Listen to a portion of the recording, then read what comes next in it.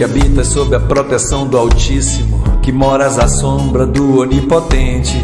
Diz ao Senhor: sois meu refúgio e minha cidadela, meu Deus em quem eu confio.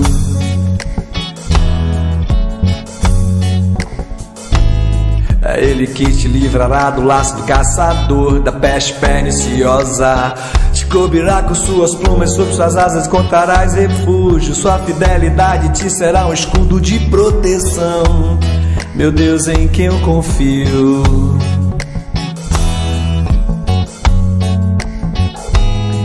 Tu não temerás os terrores noturnos, nem a flecha que voa à luz do dia, nem a peste que se propaga nas trevas, nem o mal que graça ao meio-dia, meu Deus em quem eu confio.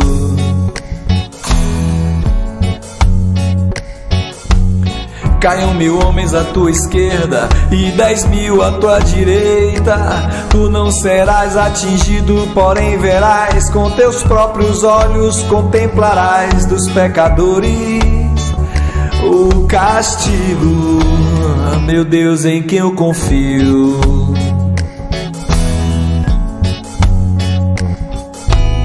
Porque o Senhor é o teu refúgio, escolheste por asilo Altíssimo. Nenhum mal te atingirá, nenhum flagelo chegará à tua tenda, meu Deus em quem eu confio.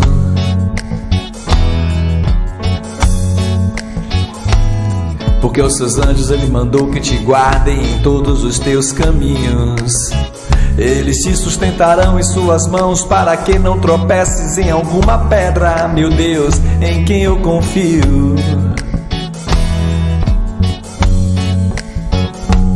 Sobre serpente e víbora andarás, calcarás aos pés o leão e o dragão. Pois que se uniu a mim, eu livrarei e o protegerei, pois conhece o meu nome. E quando me invocar, eu atenderei. Na tribulação estarei com ele, hei de livrá-lo e o cobrirei de glória. Será favorecido de longos dias e mostrar-lhe-ei a minha salvação, meu Deus em quem eu confio.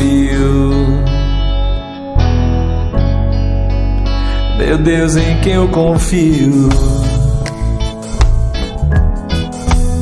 Meu Deus em quem eu confio.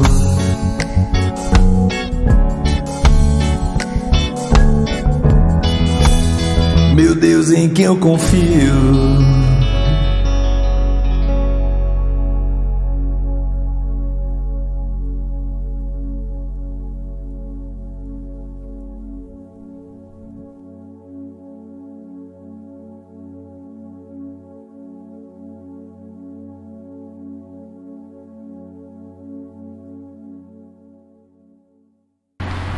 Boa tarde, eu sou Rosane Medrado, sou médium do Centro Espírita Filomeno de Miranda e estou aqui hoje mais uma vez para falar com vocês sobre um tema de uma relevância enorme, que é o despertar da consciência para uma reforma íntima. Esse tema me fez refletir, me fez pensar muito o que dizer, o que falar, né?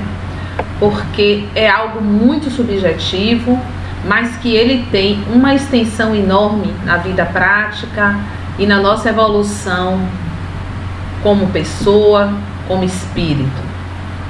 Um dos princípios básicos do espiritismo é justamente essa reforma íntima. E como é que a gente consegue essa reforma íntima?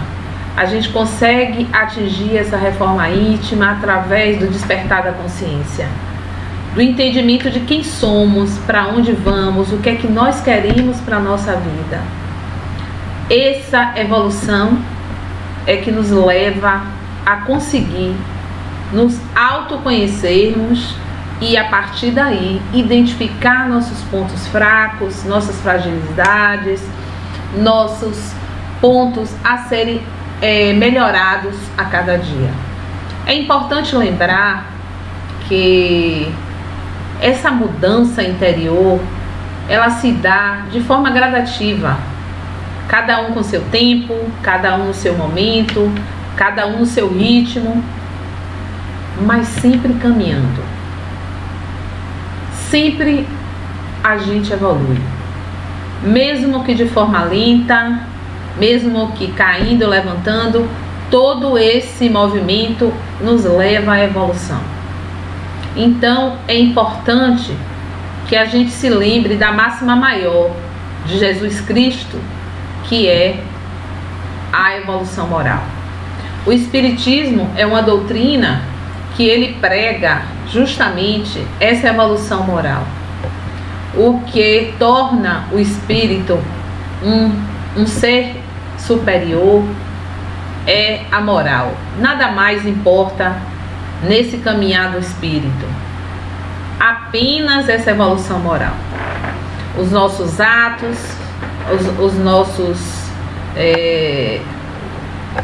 as nossas benfeituras, o nosso olhar para o outro, para o nosso próximo, para o nosso irmão. Essa evolução moral de estarmos todos os dias olhando e reavaliando qual foi a nossa postura durante o dia. O que é que eu fiz hoje? Como eu me portei? Eu fiz alguma coisa boa para o meu semelhante? O que é que eu fiz hoje em benefício de alguém? Essa é a reflexão que tem que ser diariamente feita para que a gente comece a caminhar como espírito. É importante a gente lembrar que a reencarnação é a possibilidade que a gente tem de evolução. O Espiritismo diz que os espíritos imperfeitos, os espíritos inferiores que somos nós, temos a necessidade de reencarnar para, através dessa reencarnação, dessa vida que nos é dada a cada momento, a gente aparar as arestas, a gente resgatar dificuldades, adversidades, principalmente com a família, com as pessoas mais próximas. Porque quanto mais próximas aquelas pessoas, maiores são os nossos compromissos de vidas passadas. E viemos junto a eles com esse objetivo de resgatar. Resgatar significa evoluir. Resgatar significa reforma íntima. Mas para que a gente consiga uma reforma íntima verdadeiramente, o primeiro ponto que a gente precisa fazer é o autoconhecimento. A gente precisa se autoconhecer para que a partir daí a gente consiga fazer uma caminhada verdadeira, uma caminhada real, lenta, mais progressiva, identificando justamente aqueles pontos que nos tornam pessoas com tendências ruins, para que a gente possa, aos pouquinhos, mesmo numa caminhada árdua, a gente ir reparando essas nossas dificuldades. O Evangelho segundo o Espiritismo, no capítulo 17, ele nos traz uma mensagem que tudo tem a ver com esse tema. Capítulo 17, caracteres da perfeição. Ele fala assim, amai os vossos inimigos, fazei o bem àqueles que vos odeiam e orai por aqueles que vos perseguem e que vos caluniam. Porque se não amais, senão aqueles que vos amam, que recompensa com isso tereis? Os publicanos não o fazem também? E se vos não saudardes, senão vossos irmãos, que fazeis nisso mais do que os outros? E aí isso vem a nos assustar um pouco, né? Como é que a gente pode amar os nossos inimigos, fazer o bem àqueles que nos odeiam E ele fala, fazer o bem para quem a gente ama é muito fácil, não tem esforço nenhum. Não há nenhum esforço, nenhuma evolução nisso. Mas, para que a gente atinja a perfeição, a gente precisa amar aqueles que nos odeiam. A gente precisa orar para aqueles que nos perseguem, né? E aí a gente fica achando e refletindo sobre isso e pensando, poxa, como eu sou imperfeito, e se isso é uma característica de perfeição, eu estou muito longe disso. E realmente nós estamos muito longe disso. Se nós estamos nesse plano, nesse momento, é porque somos imperfeitos, somos espíritos em evolução. E essa perfeição é a busca diária. É o caminhar do dia a dia que a gente tem que ir se moldando para que a gente consiga atingir. Porque nós fomos criados seres imperfeitos, mas fomos criados, segundo o Espiritismo, para sermos felizes e sermos perfeitos. O Espiritismo, ele não diz que tem que ser agora, que tem que ser nesse momento, que tem que ser nessa encarnação. O Espiritismo diz que seremos seres perfeitos. Quando? Não sabemos. Quando? Também não. A única coisa que nós sabemos é que o que vai nos levar a essa perfeição é a nossa evolução moral, é a nossa reflexão dos nossos atos diários, do que somos, para que a gente consiga chegar lá. Uns mais rápidos, outros de forma mais lenta, mas que vamos chegar. Então não temos pressa, não vamos ter pressa, porque a evolução é uma coisa que tem que acontecer e tem que vir de uma forma natural, de uma forma sem sofrimento, sem fanatismo e sem desespero. Porque nós não somos seres que conseguimos uma mudança radical de uma hora para outra por nossa própria imperfeição.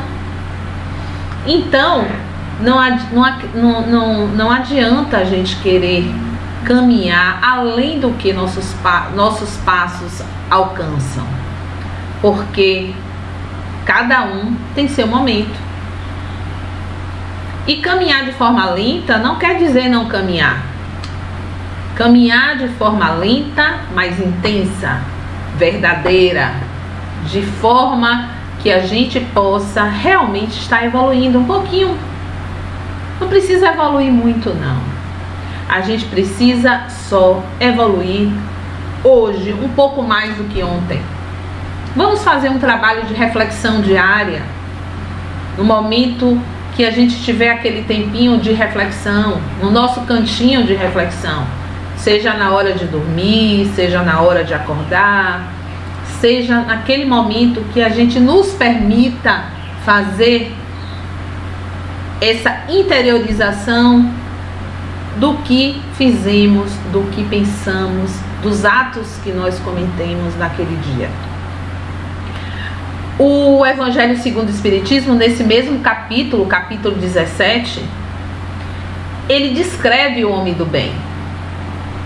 Ele fala assim: o verdadeiro homem do bem é aquele que pratica a lei da justiça, de amor e de caridade em sua maior pureza. Se interroga a consciência sobre seus próprios atos, pergunta a si mesmo se não violou essa lei, se não fez o mal e se fez o bem que podia.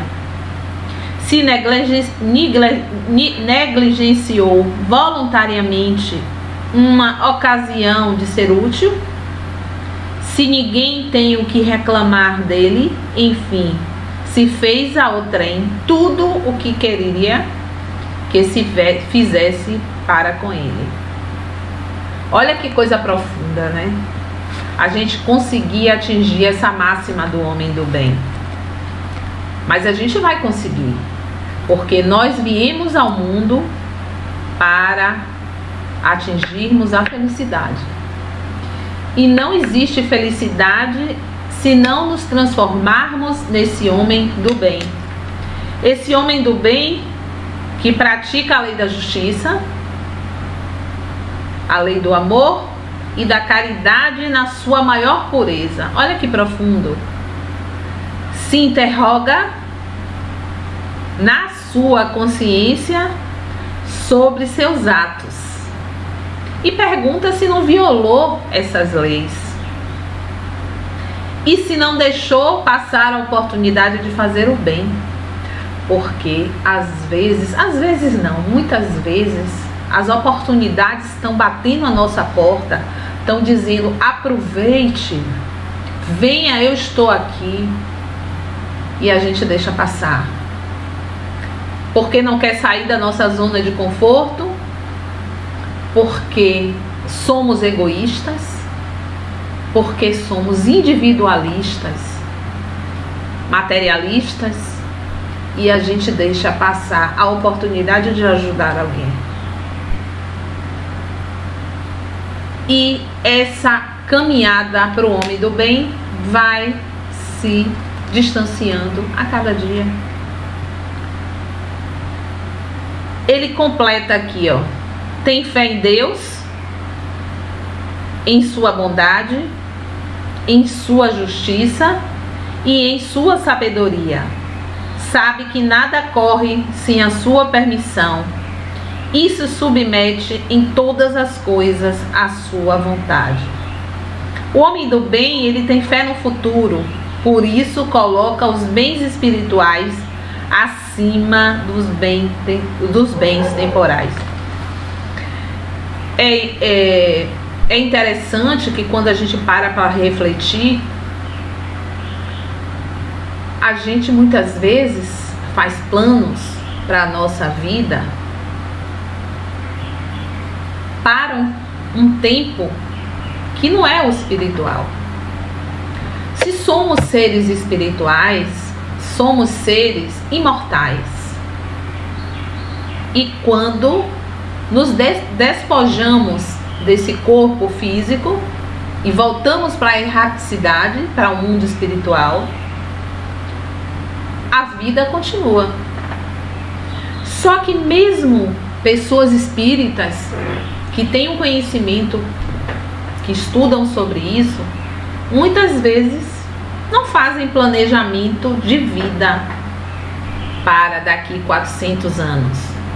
Fazem planejamento de vida para no máximo 100 anos, 80 anos. Por que isso? Porque desacreditam que essa vida continua no mundo espiritual. Nós deveríamos pensar de uma forma mais alongada, né? Porque se nós sabemos que depois de desencarnar, continuaremos a nossa tarefa no mundo espiritual, e nesse mundo espiritual tudo vai depender de como aproveitamos essa nossa encarnação, por que a gente não planeja a longo prazo? Planeja a nossa vida com ações que serão benéficas para essa encarnação, mas que a gente possa levar, quando desencarne, para o mundo espiritual, para que isso seja pontos favoráveis para a nossa jornada no mundo espiritual. Porque quando a gente desencarna, a única coisa que a gente leva desse mundo, dessa encarnação, da última que passamos, são as ações, nossa carga moral. Nós não levamos os bens materiais, não levamos nossos canudos, que são importantes, né? O estudo é algo muito importante. A gente ter uma vida saudável é importante, uma vida financeira que a gente consiga viver, sobreviver e muitas vezes viver bem. A gente tem que saber apenas como é que a gente utiliza esses recursos e essas benécias que nós conseguimos agarinhar. A gente está utilizando tudo isso em prol do outro, ou a gente está usufruindo de forma egoísta, egocêntrica, individual de tudo isso que conquistamos? Porque quando a gente desencarna, tudo isso, nada disso tem importância. A nossa condição financeira, a nossa condição cultural, nada, a nossa beleza, nada disso serve para o mundo espiritual. Quando a gente desencarna, a gente leva conosco todo o ganho moral, todas as atitudes que aqui nós executamos, o bem que a gente fez, o bem que a gente deixou de fazer, né? Então a gente deveria pensar muito. Essa pandemia veio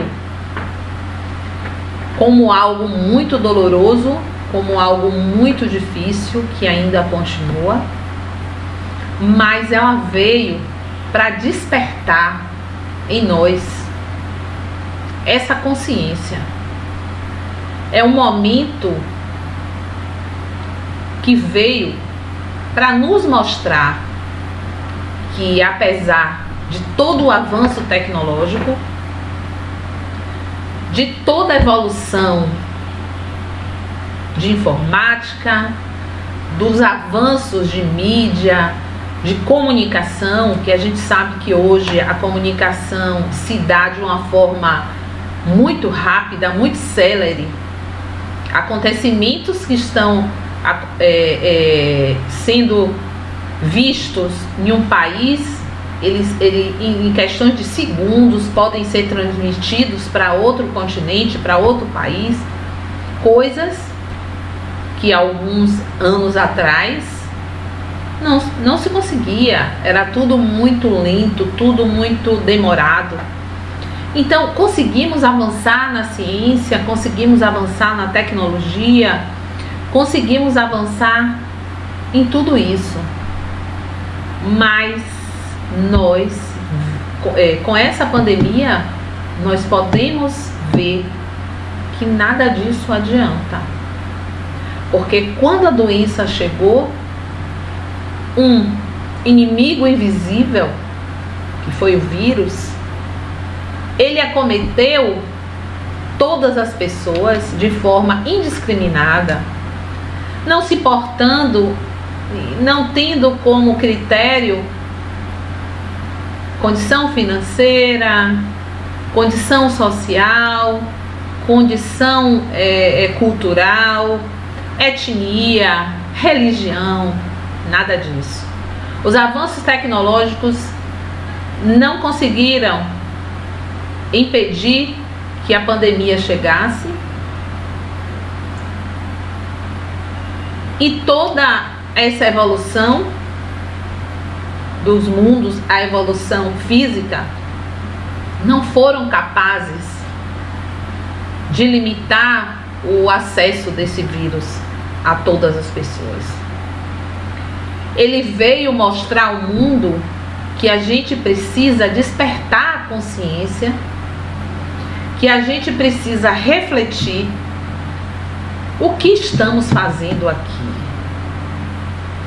Será que vale a pena nós passarmos por essa encarnação, mais uma encarnação, e olhar para trás, fazer o balanço e perceber que a gente jogou fora inúmeras oportunidades de sermos solidários, de sermos caridosos, de sermos mais humanos uns com os outros, mais compreensivos, respeitando mais a opinião do outro, a religião do outro. Nós precisamos aproveitar esse episódio da pandemia para refletirmos quem somos e parar e pensar, olha só, muitas vezes nos achávamos invencíveis, pessoas capazes de superar qualquer adversidade, e de repente vem um ser invisível que muda toda a estrutura do mundo. E aí vem nos mostrar a nossa fragilidade, a nossa necessidade de refletir quem somos, o que estamos fazendo aqui, para que estamos aqui nessa reencarnação. O Livro dos Espíritos, ele tem uma pergunta, na verdade, a pergunta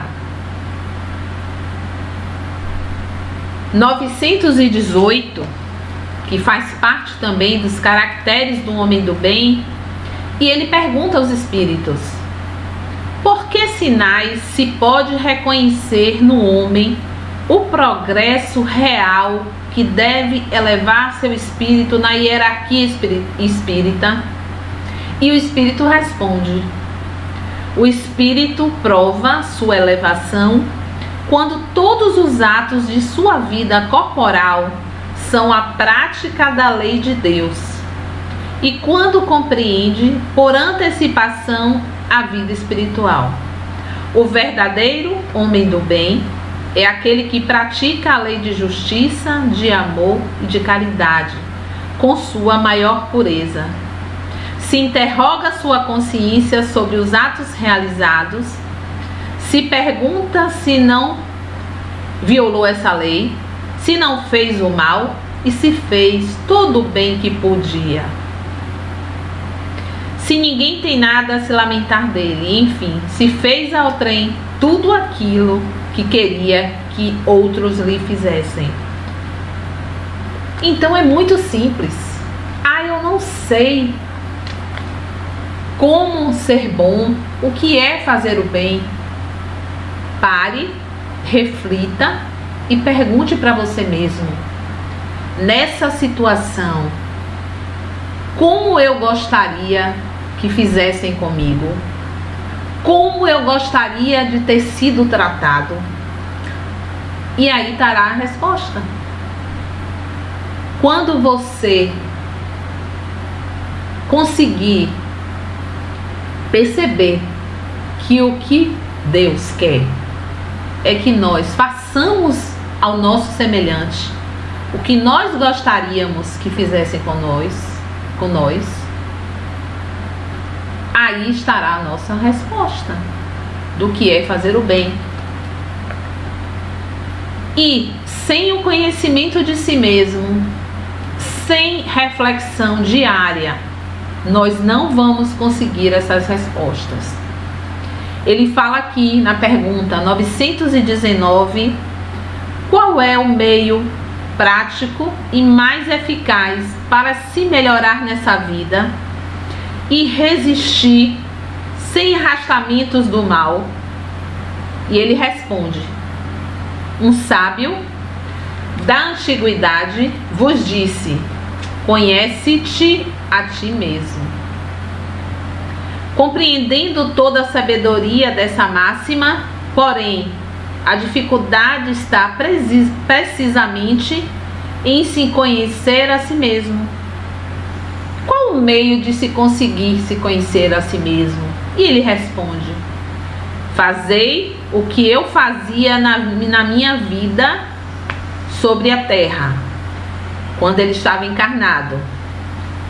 Ao fim da jornada, eu interrogava minha consciência, passava em revista o que fizera e me perguntava se não faltara algum dever, se ninguém tinha nada a se lamentar de mim. Foi assim que consegui me conhecer e ver o que havia para reformar em mim. Aquele que cada noite lembrasse todas as ações da jornada tudo o que se passou durante o dia e se perguntasse o que fez de bem ou de mal, pedindo a Deus e a seu anjo guardião para o esclarecer, adquiriria uma grande força para se aperfeiçoar, porque, crede-me, Deus o assistiria. Questionai, portanto, e perguntai-vos o que fizestes e como qual objetivo agistes em tal circunstância. Se uma ação que não ousarias confessar, perguntai-vos ainda isto: se aprovesse a Deus me chamar nesse momento, reentrando no mundo dos espíritos, onde nada é oculto, eu teria o que temer diante de alguém? Examinei o que podeis ter feito contra Deus, contra vosso próximo e, enfim, contra a vós mesmo. As respostas serão um repouso para vossas consciências ou a indicação de um mal que é preciso curar. Enfim, para que a gente saiba se a gente fez o bem, a gente precisa perguntar isso à nossa consciência, porque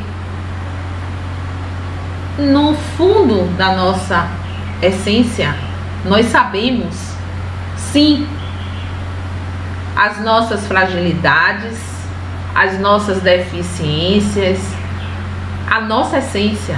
Todos nós, quando a gente coloca a cabeça no travesseiro e a gente faz uma reflexão profunda e verdadeira, a gente sabe quais são os nossos monstros, quais são as nossas qualidades e onde a gente precisa melhorar. A gente sabe, no fundo a gente sabe. A gente sabe onde é que toca a nossa ferida. Se é o orgulho, se é a inveja. E isso é normal. A gente não pode estar se culpando porque a gente tem inveja, porque a gente tem ciúme, porque a gente precisa entender que somos seres imperfeitos, espíritos em evolução, e que todos esses sentimentos nós temos. O que a gente precisa é ter em mente que a gente precisa evoluir todo dia com o nosso caminhar, uns mais rápidos, outros de forma mais lenta, para melhorar. O verdadeiro espírito, o verdadeiro espírita é aquele que busca, que vai em busca da sua melhora, da sua evolução. Em nenhum momento Deus diz qual é o ritmo dessa evolução. Ele não nos aplica nenhum tempo. Ele apenas diz que o espírita é aquele que está, o verdadeiro espírita, segundo o Evangelho segundo o Espiritismo, o capítulo 17, reconhece o verdadeiro espírita por sua transformação moral e pelo esforço que faz em domar as más inclinações. Olha aí a resposta. O esforço de domar as más inclinações, porque as nossas más inclinações, nós temos conhecimento, nós sabemos. O que nos torna seres em evolução é a vontade, é a busca de domar essas más inclinações.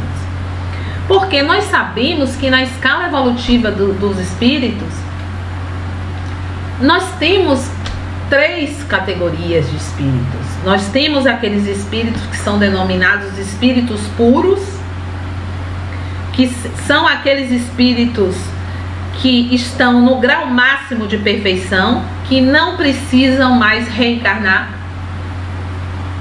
Eles já atingiram um grau máximo de evolução que eles não precisam, porque a reencarnação são para espíritos inferiores que precisam a cada reencarnação evoluir, melhorar, buscar resolver suas pendências, suas animosidades, ou aqueles espíritos que não precisam reencarnar para evoluir, mas que muitas vezes reencarnam para ajudar, para ser exemplo, para mostrar a esses espíritos em evolução como se deve caminhar, quais são esses passos que se devem, para ensinar, para servir de exemplo.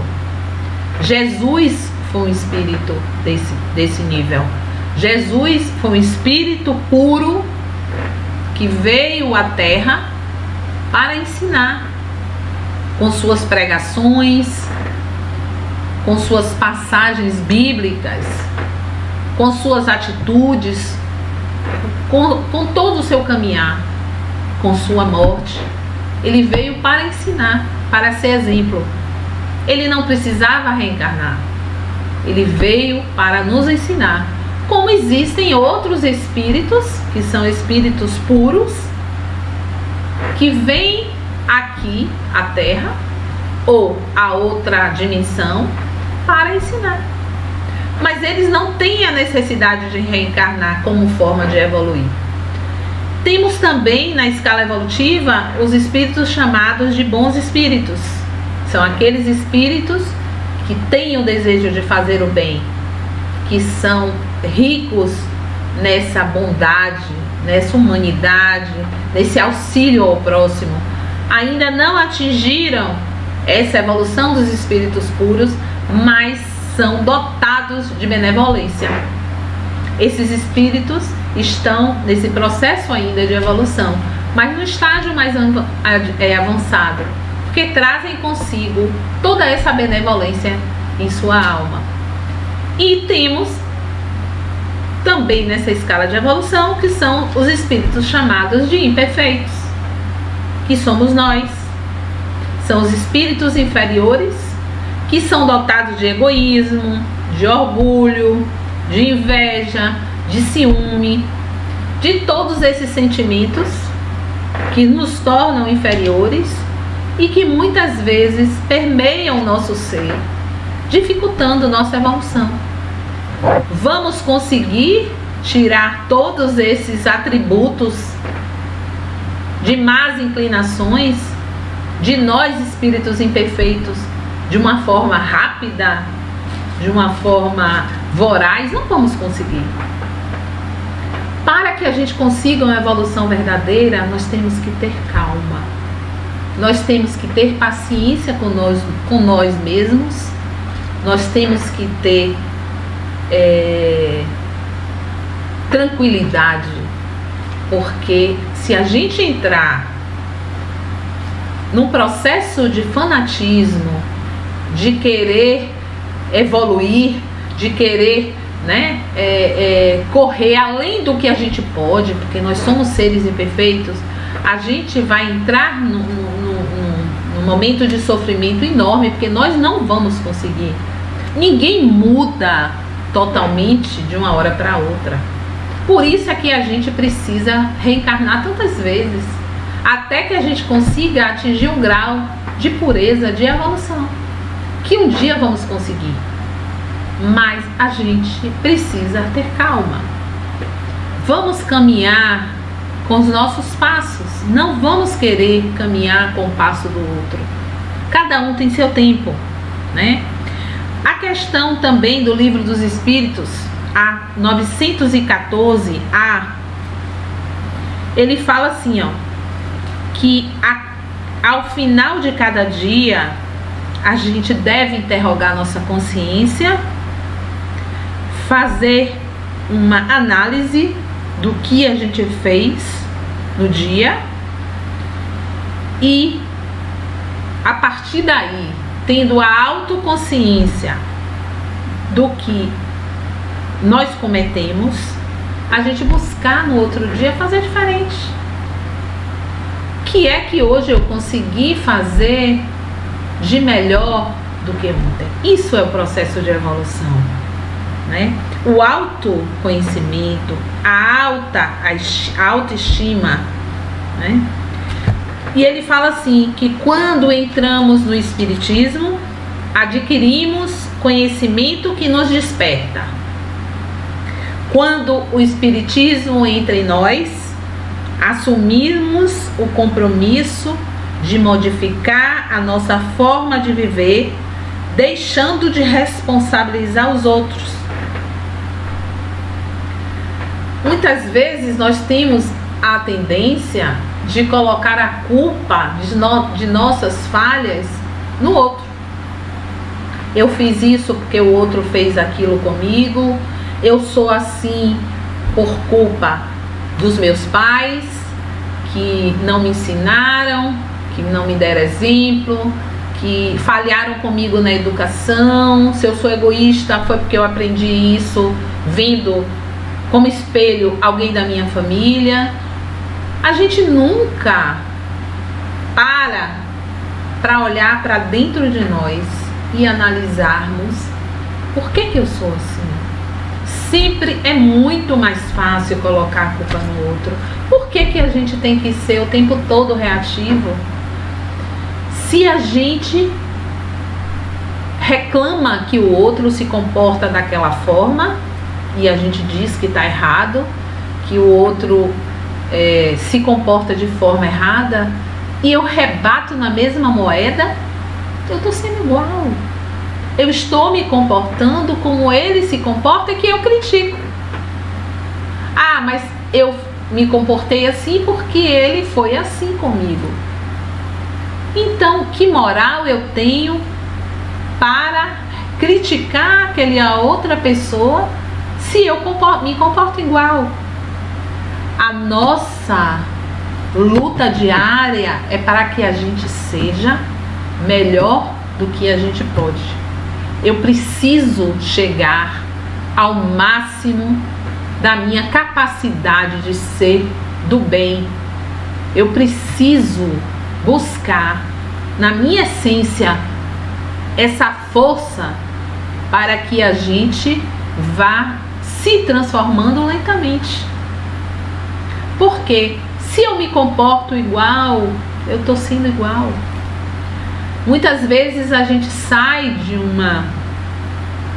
de um templo, de uma igreja, de um centro espírita, seja lá qual for a sua religião, porque para Deus não interessa a religião, interessa são as atitudes, é o comportamento, é a benevolência, é a questão moral do ser, independente de que religião ele acredite, porque a melhor religião, eu sempre falo, é aquela que lhe faz bem, é aquela que consegue tocar em você, tocar no seu coração e despertar você para essa reforma íntima. Essa é a melhor religião. Não é porque eu sou espírita convicta, porque eu sou espírita convicta, só não sou fanática, mas eu não tenho nenhuma dúvida sobre os princípios do espiritismo, sobre a imortalidade da alma, sobre a lei de causa e efeito, a lei do livre-arbítrio, que a nós é dada a possibilidade de sermos o que quisermos, mas a nós também é dada a missão, o dever de responder pelos nossos atos. Então, eu não tenho nenhuma dúvida dos princípios do espiritismo, mas nada adianta eu ter essa convicção dos princípios do espiritismo, ser espírita, praticar o espiritismo lá no meu centro espírita, trabalhar em causas do centro espírita, trabalhar na sala de desobsessão, dar passes, se na prática eu não consigo aplicar tudo que eu aprendo naquele centro espírita, tudo que eu aprendo nos livros. Se eu apenas dou a palestra, coloco para vocês os princípios do Espiritismo, as coisas que os livros me ensinam, mas na hora de praticar, eu não pratico. Eu não posso ficar na teoria. Para que eu evolua, para que eu realize a minha reforma íntima, eu preciso colocar em prática a teoria do Espiritismo. Eu preciso praticar. Eu preciso fazer a caridade. Eu preciso me reformar diariamente. Eu preciso ser menos reativa. Eu preciso ser mais compreensiva com o outro, respeitar o tempo do outro, respeitar a opinião do outro, mesmo que seja divergente da minha. Por que a minha opinião é a correta? Por que eu tenho que impor o que eu penso ao outro? Isso não é caridade, né? Eu preciso colocar em prática. Eu vou conseguir colocar em prática sempre? Não. Sou um ser imperfeito, falho muitas vezes, vamos falhar muitas vezes, mas eu preciso chegar no final do dia, fazer essa reflexão, fazer uma viagem para dentro de mim e ver onde eu preciso melhorar. Quem foi que eu magoei? Por que foi que eu magoei? Eu posso melhorar a minha postura, eu posso remediar aquilo que o mal que eu causei? E qual foi o bem que eu deixei de fazer? E no outro dia, não é só fazer essa reflexão e pronto. E no outro dia, colocar em prática essa reflexão que eu fiz hoje. Vou conseguir colocar em prática tudo? Não. Vou ter meu momento de irritação, meu momento de desequilíbrio, mas se eu conseguir colocar em prática alguma das coisas que estiveram nessa reflexão, eu estou evoluindo, eu estou caminhando. É isso que eu preciso fazer diariamente, mesmo que lentamente, mas isso é reforma íntima. Reforma íntima é uma viagem para dentro de nós mesmos, é colocar os princípios da doutrina espírita, interiorizar esses princípios e perguntar todos os dias: o que é que eu fiz de bom hoje para o meu semelhante? O que eu fiz de bom hoje para mim mesmo? Porque se eu me melhoro, eu vou conseguir tratar bem o meu semelhante, eu vou conseguir enxergar as necessidades do meu semelhante, porque eu estou com o coração aberto. E é essa busca que nós temos que ter. É esse caminho que nós temos que percorrer. Eu recebi um presente de uma colega. Interessante como as coisas acontecem, e eu não gostaria de deixar de falar isso aqui. Essa pessoa, eu sempre achei que essa pessoa, ela não gostava de mim. Olha só, eu tinha um convívio, não muito intenso, mas um convívio semanal com essa pessoa, né? E eu sempre achei que ela não gostava de mim. Eu tinha essa impressão. Eu não comentava, mas era um sentimento que eu tinha. Nunca busquei falar, perguntar, correr atrás. E um certo dia, ela me telefonou e me disse: eu estava lendo um livro e me lembrei de você. E achei um livro muito interessante para que você leia, já que você faz algumas palestras. Eu acho que vai servir muito para seu aprendizado. Eu tomei um susto. Eu não esperava essa ligação, eu não esperava essa atitude. e ela vai e me presenteia, vai no meu trabalho e me presenteia com esse livro e com a dedicatória. Na dedicatória eu fiquei mais surpresa ainda, porque ela diz: percebo a sua boa energia e seu coração grande. Tenho certeza que a vida vai retribuir o bem que você faz. Você é iluminada. Um abraço. Gente, como pode? Olha só como a gente se equivoca com as pessoas e com as situações, e que a gente não vai esclarecer as coisas, e a gente perde a oportunidade de compartilhar muitas vezes com pessoas que me enxergam assim, que ao contrário do que eu pensava, tem carinho por mim, me olha desse jeito, me vê dessa forma, e eu achando que ela não gostava de mim. Foi um grande aprendizado para mim isso. Foi um grande aprendizado, porque eu parei e pensei: olha só, mais uma vez, você perdeu a oportunidade de ter resolvido isso antes. Eu nunca tive atrito, nunca tive nenhum sentimento negativo em relação a essa pessoa. Simplesmente eu achava que ela não gostava de mim. E perdi a oportunidade de ter esse contato mais perto. E olha que realmente foi um livro que eu recomendo para vocês. Foi um livro, é um livro incrível. O nome desse livro é Cadeira Elétrica, Memórias de Quem Sobreviveu. Ele é escrito por Levi Venceslau. Eu recomendo que vocês leiam esse livro.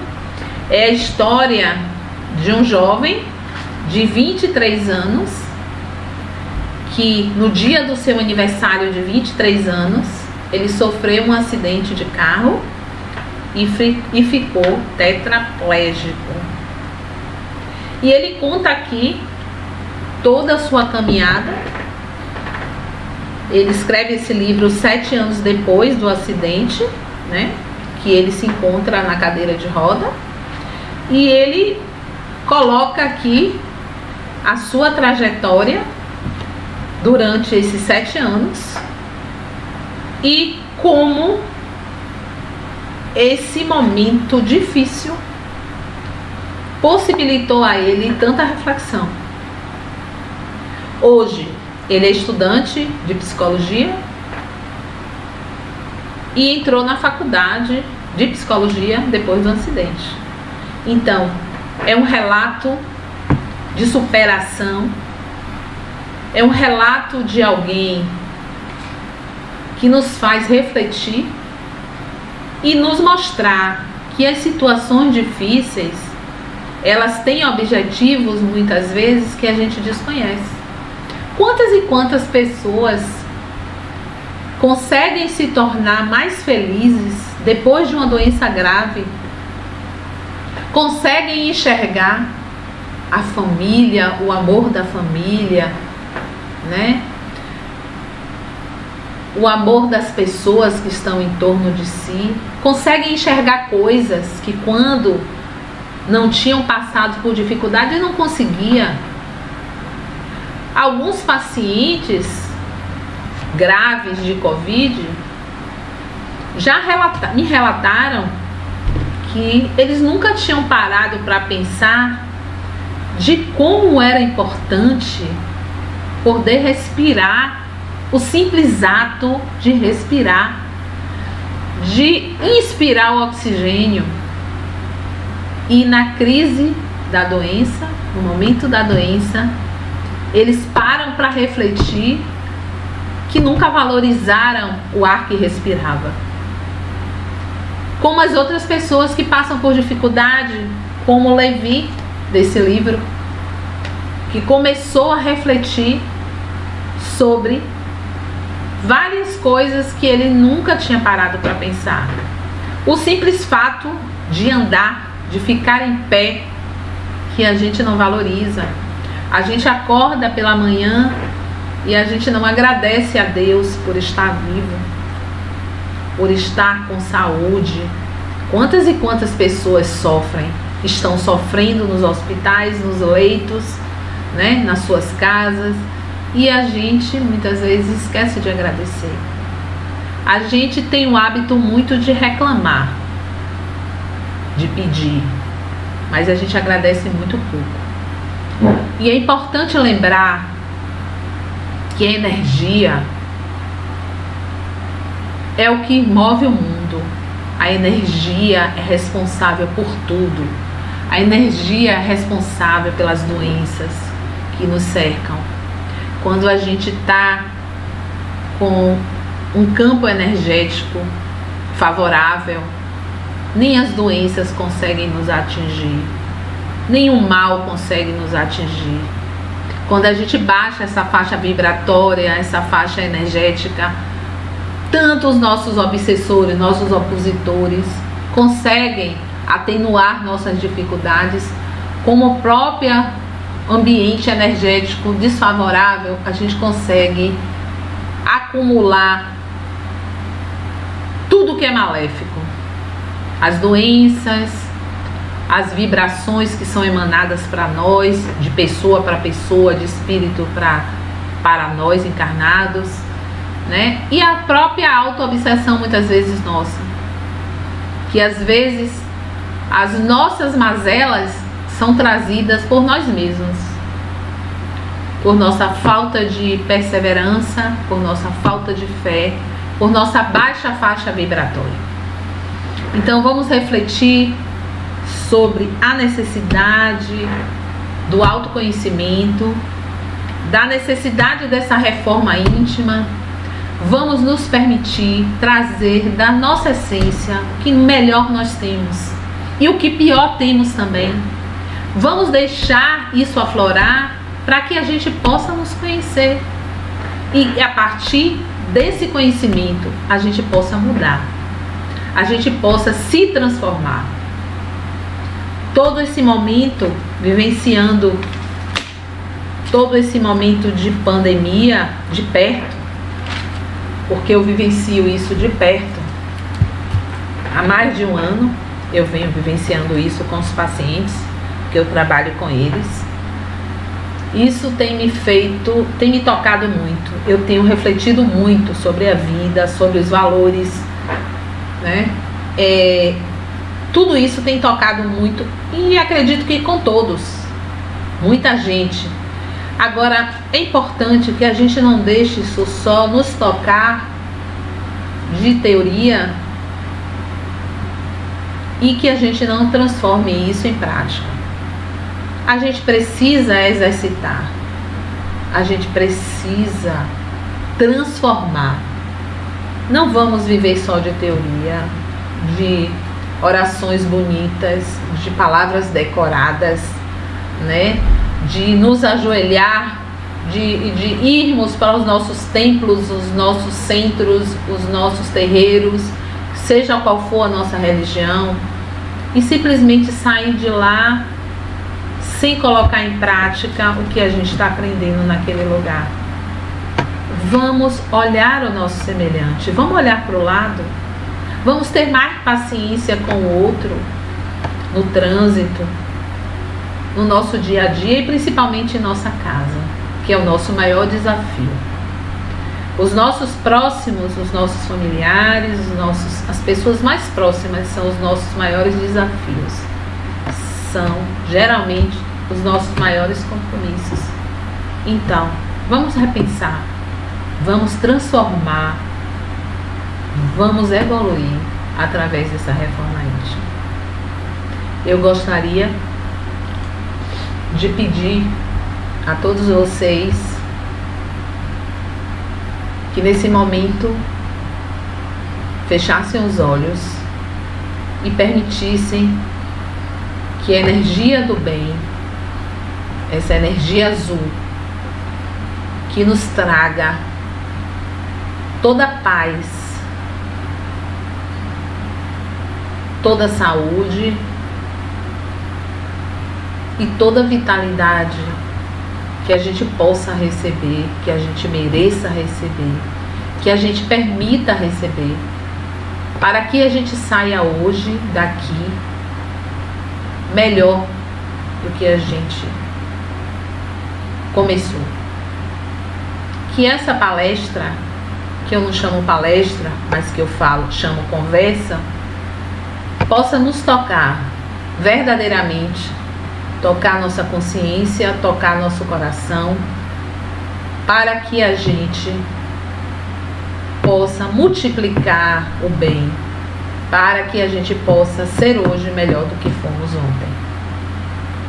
Encerro aqui agradecendo ao Mestre Jesus a oportunidade de estar aqui hoje com vocês e agradeço ao Centro pelo convite. Muito obrigada mais uma vez por poder estar compartilhando com vocês esse momento. Que Jesus seja louvado e que Ele esteja presente na sua vida, na vida da sua família e na vida de todos que nos cercam. Que assim seja. Até breve e um grande beijo. Obrigada a todos.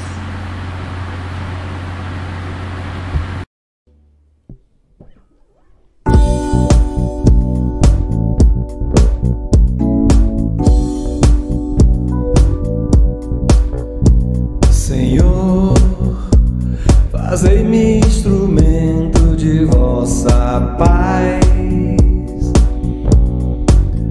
Onde houver ódio, que eu leve o amor. Onde houver ofensa, que eu leve o perdão. Onde houver discórdia, que eu leve a união. Onde houver dúvida, que eu leve a fé. Onde houver erro, que eu leve a verdade. Onde houver desespero, que eu leve a esperança. Onde houver tristeza, que eu leve a alegria. Onde houver trevas, que eu leve a luz. Ó Mestre, fazei que eu procure mais consolar que ser consolado, compreender que ser compreendido, amar que ser amado, pois é dando que se recebe, é perdoando que se é perdoado, e é morrendo que se vive para a vida eterna.